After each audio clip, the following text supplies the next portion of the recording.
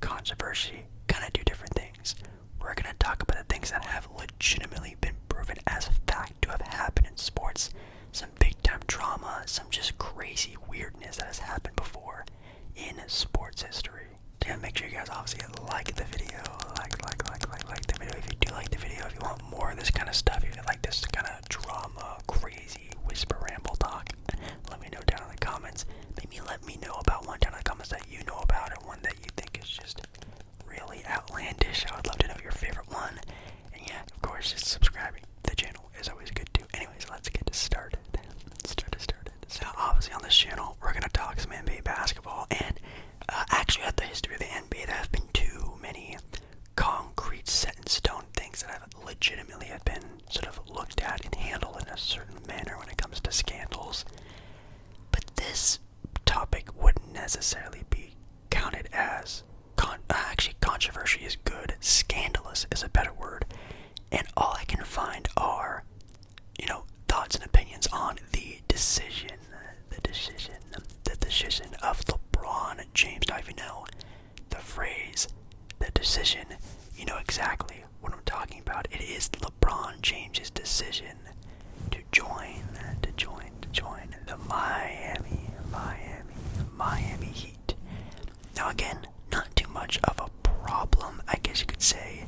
It's not like he really did anything quote unquote wrong here, but my god, did this ruffle a lot of feathers and basically turning LeBron James into maybe the most loved player in the NBA to an absolute villain, which is kind of wild. Now this is actually ranked as nearly a top 10 sort of scandal in sports history, which is actually kind of crazy. But the absolute uproar that LeBron James did by televising and destroying an entire fan base, city, franchise in just a couple of hours is actually insane. Pretty much publicly putting out that his free agent moves and basically putting the NBA on its head for one player in one moment, which again does nowadays seem very selfish and definitely not the right thing to do. In the moment, I thought it was actually kind of cool and fun. I always thought that, why don't more big time NBA stars do this?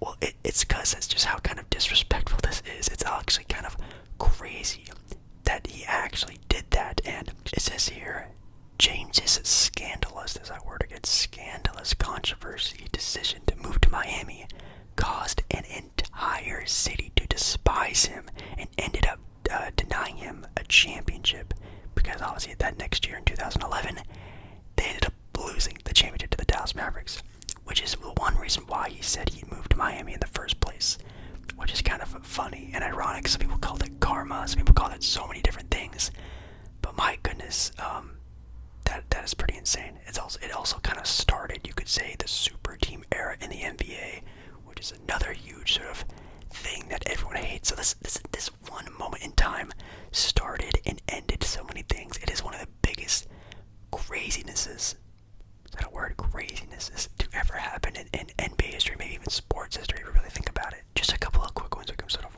rush through as well. Just like ones like on the listing, they talk about the Qatar World Cup. If you don't know, I guess technically like 2 years ago now, almost, the Qatar World Cup, referring to the soccer, football, whatever you're from, World Cup that happened not that long ago, where Argentina ended up winning it all, Messi winning it all. Very, very fun time. But a lot of people are saying it should have never happened in Qatar. People are saying that Qatar bought their rights in a way into getting Qatar to host the World Cup, which again does make a little bit of sense when thinking about how a place like Qatar could host a place like the World Cup. It did happen though, and there's actually some really interesting YouTube videos talking about the huge controversy surrounding this, where it comes to work labor, just money being paid out, and literally hundreds and millions, maybe even billions of dollars being just thrown at the soccer, FIFA, whatever, teams to have this World Cup being played here. It's actually insane. So I highly recommend, if you're a big time football fan, please watch some of these videos, because it's actually insane that a lot of these bids and rights to get this, World Cup in Qatar was just some of the craziest things I've ever heard of, and just how, money makes the world go around, I guess, and if you have enough of it, you can do whatever you want. Another kind of a quick one is some college football, which, actually scrolling through this article, there have been a lot of not only just college football scandals, but just college scandals in general when it comes to sports. I think it might actually be the most scandalous, controversial sort of way of sporting in American history.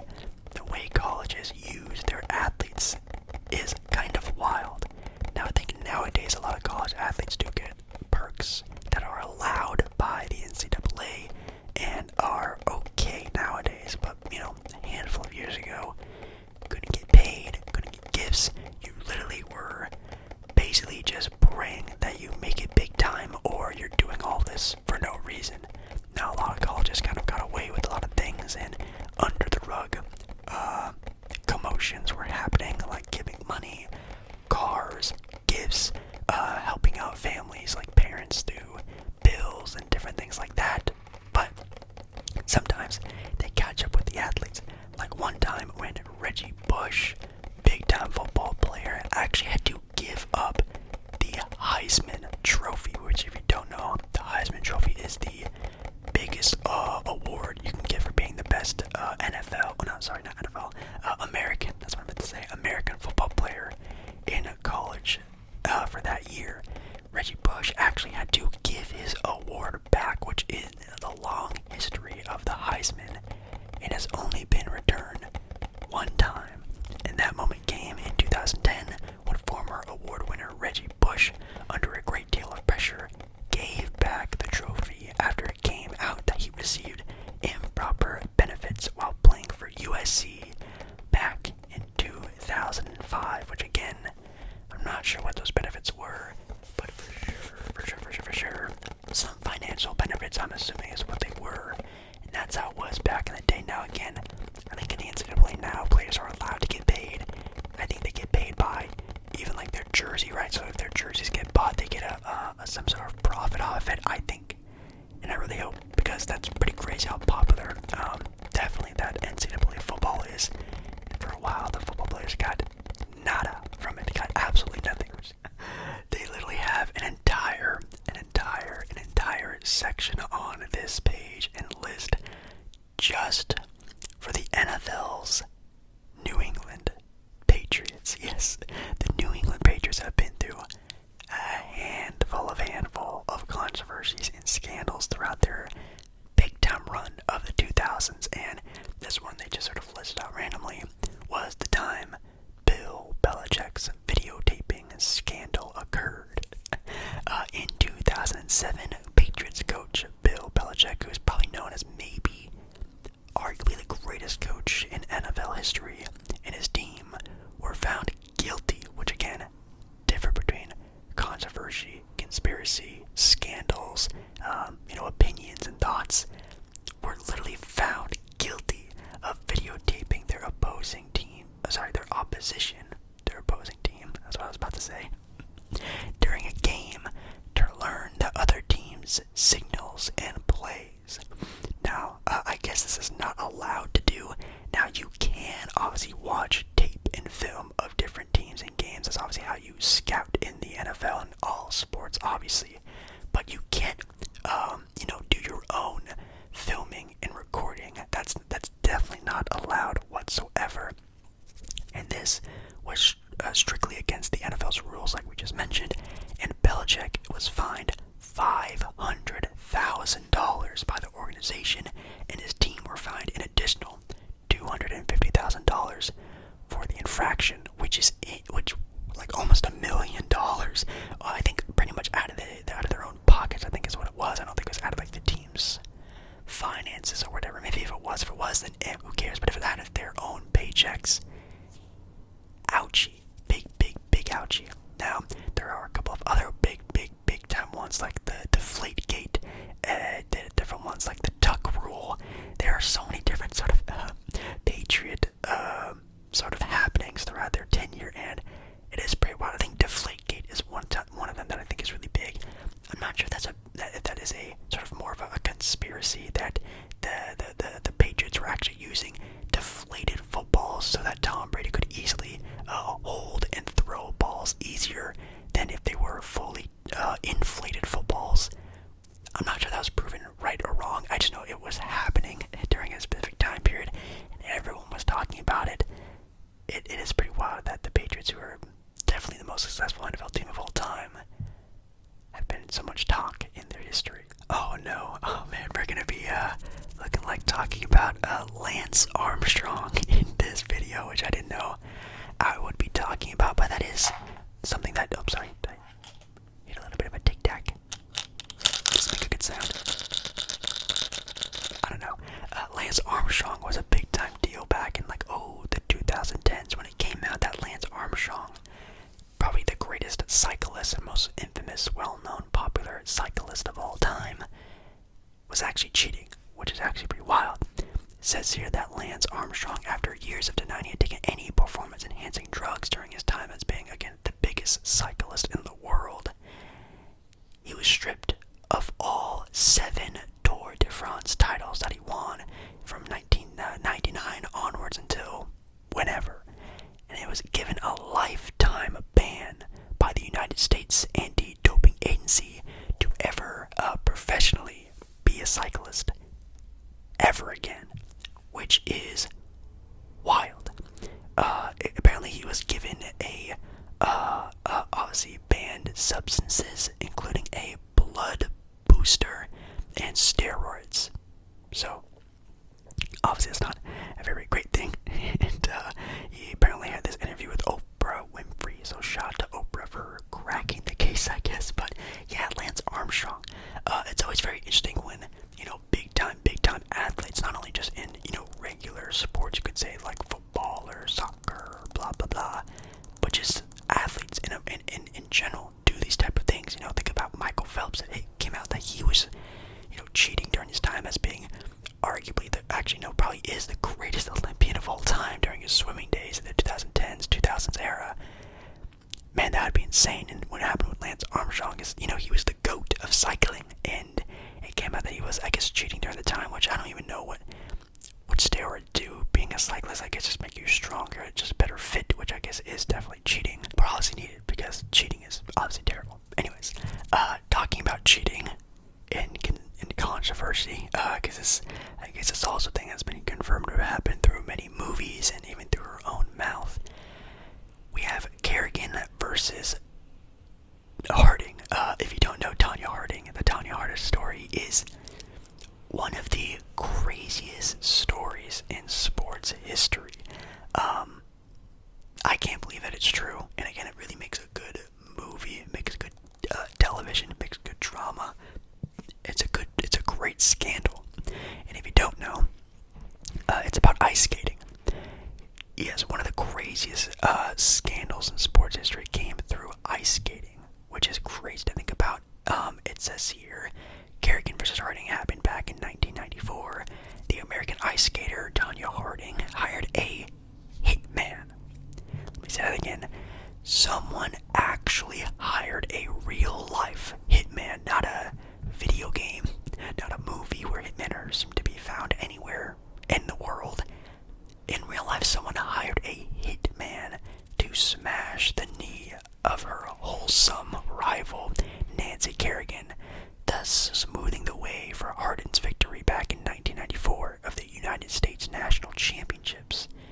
But Harding was exposed, and subsequent revelations in Penthouse magazine did little to repair her reputation. So, someone snitched on her. I actually don't remember the whole entire story. I remember I think I watched the Tonya Harding movie when it first came out like a handful of years ago. I kind of forgot about what actually happened, but my God, it's wild that stuff actually went down, actually happened, and just because, someone didn't have so much confidence in themselves, someone was just so pressured to be the greatest and the best that they felt the need to hire a hitman in order for those possibilities and dreams to come true, which, man, you can look at this from so many different angles, but that is easily one of the biggest ones that I can possibly think of. Now,